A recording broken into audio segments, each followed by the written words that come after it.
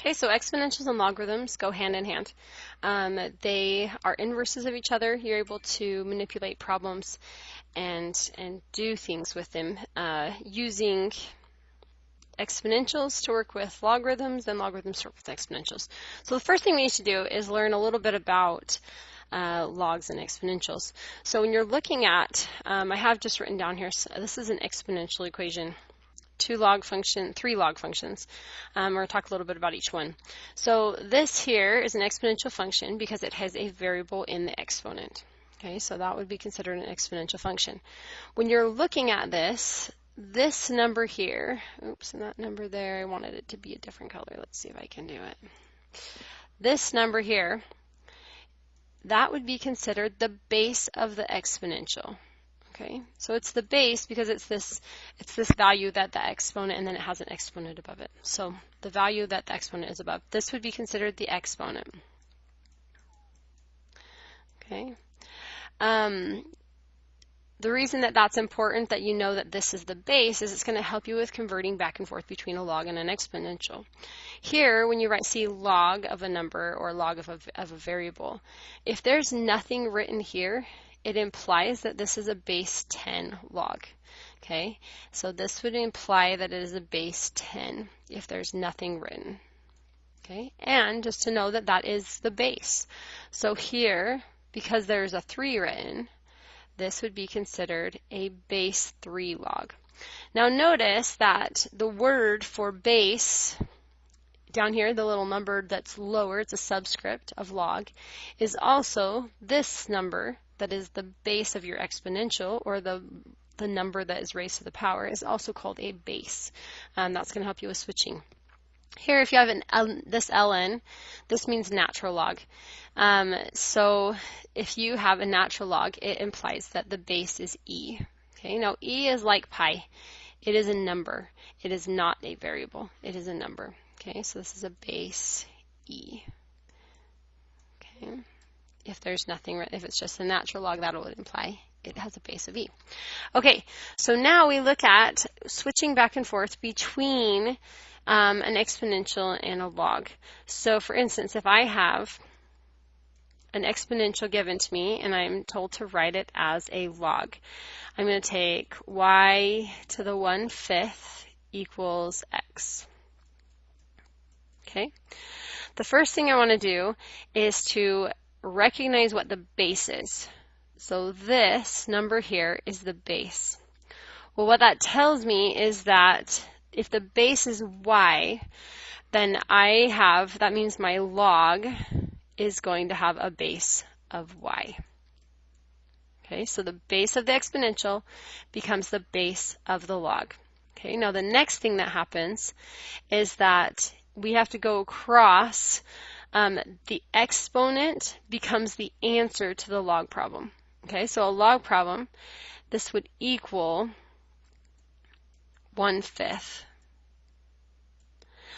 And then here, what your answer to your exponential is what you're finding the log of. So it kind of switches. It's kind of like when you take a function and find the inverse function of, you would switch your x and y. It's like that. You kind of swap the places of your exponent and your answer. Okay, you're swapping the places of these two. Now your answer becomes what you're looking for, and your exponent becomes your answer. Okay. All right, let's try another one. So let's see.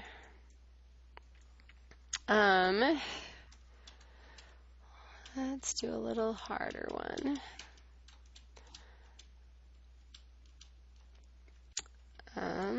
There we go. Let's do 3/16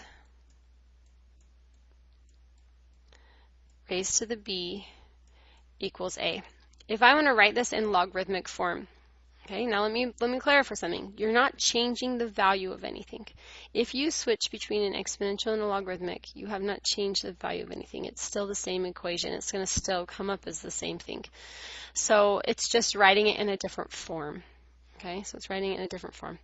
So we're going to recognize where the base is. Okay, this number is the base of the exponential, which means that you're going to have a log with a base of 3/16.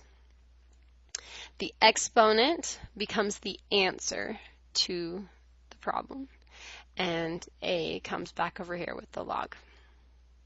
Okay, so if you notice, they kind of swap sides. The a comes over with what's happening. The b is all by itself on the other side now. Okay, all right, so let's see, let's do one more. So and really for today, that's mostly what we're doing, is just being able to move straight across. I do want to do one that has a natural log. Let me see if I can find one here. I guess I can just make one up is what I'm going to have to do. Okay, so let's make one up. So if I have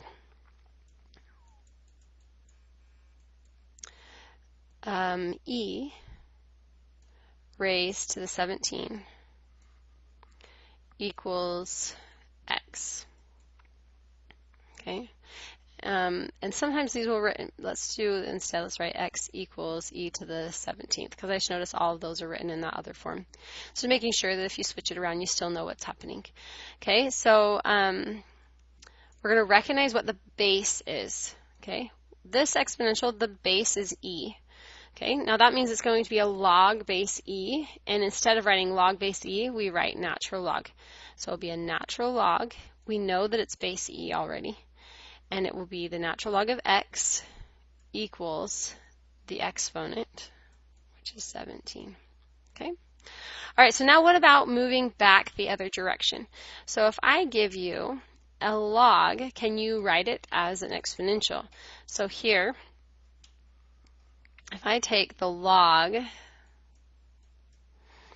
base y of 48 and have it equal x,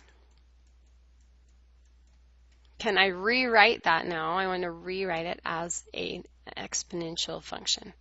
So I'm going to change some things around. So the first thing I'm going to always do is identify what the base is. The base of this log is y. So y now becomes the base of my exponential. And remember, the answer was the exponent. So the answer becomes the exponent, and what the number you were taking the log of becomes the answer of your exponential. Okay, just converting back and forth between the two and getting used to that. For me, it's about finding that base. If you can find a base, then that makes it a little easier. Okay, let's see, log base x of y equals 20. Okay, first we identify the base. So what is the base of this logarithm? Okay, the base is x, so the base of the exponential becomes x. The answer is the exponent. And then it equals y. Okay, so not too bad.